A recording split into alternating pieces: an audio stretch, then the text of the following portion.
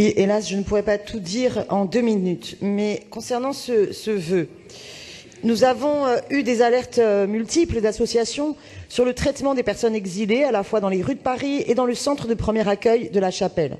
En effet, des associations, notamment Médecins du Monde, constatent un véritable harcèlement des personnes exilées par les forces de l'ordre depuis le mois d'août dernier, ainsi que les exilés sans place qui sont contraints d'errer dans les rues, seraient perpétuellement délogés, menacés, dispersés et contraints d'être toujours en mouvement et de se cacher pour dormir.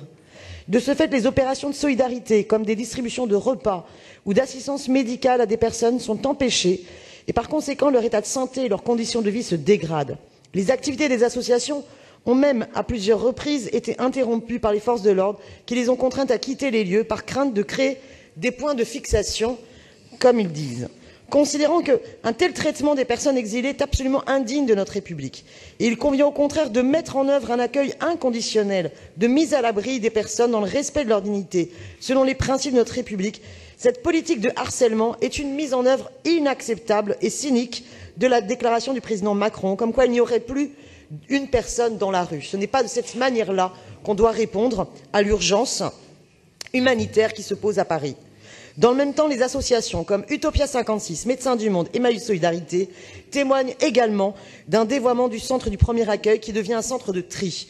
En effet, les exilés sont envoyés automatiquement au centre d'examen de situation administrative, le CESA, qui ne leur fournit aucune indication sur les moyens d'obtenir l'asile, mais prend leur empreinte digitale et facilite les procédures d'expulsion dites de Dublin.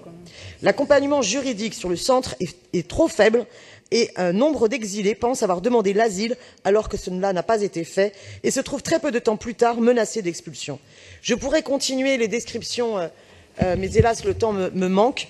Il me semble extrêmement important que la ville, à travers ce vœu, exige que la mise en place des centres d'accueil soit inconditionnelle en France pour une mise à l'abri respectueuse des droits des personnes. La ville de Paris doit conditionner sa participation aux centres d'accueil à ce qu'il soit immédiatement mis un terme aux procédures de tri qui défavorisent l'obtention de l'asile et favorisent au contraire les expulsions. La ville de Paris doit interpeller le gouvernement pour que cesse le harcèlement des personnes exilées par les forces de l'ordre et que soit mise en œuvre une politique migratoire et d'intégration ambitieuse, empreinte d'humanité pour assurer la protection des migrants. Je vous remercie.